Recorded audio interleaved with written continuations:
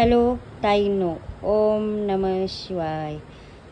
महादेवाच्या पिंडीवर वाहिल्या जाणाऱ्या काही 4 ते 5-6 वस्तू माहीत असलेल्या तुम्हाला सांगते.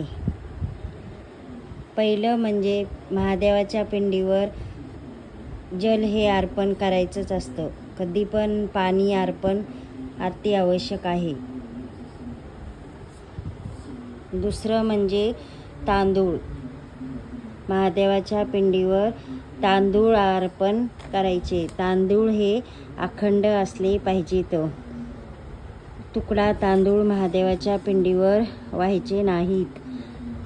महादेवाच्या पिंडीवर तांदूळ वाहिल्याने अन्नधान्याची कमतरता भासत नाही. दुसरं म्हणजे दूध साखर. दुधामध्ये साखर टाकून पिंडीवर पण आपण दूधाभिषेक करू शकतो.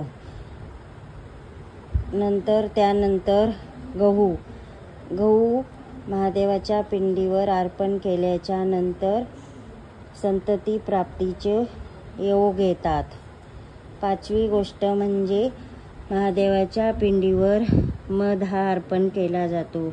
मधाने पण डायबिटीज, शुगर अशासारख्या बिमारीमध्ये पण थोडाफार फरक होतो. 6वी गोष्ट म्हणजे चणा डाळ.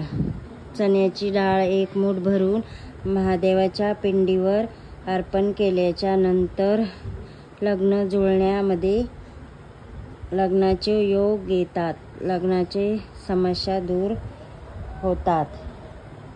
नंतर म्हणजे मूग.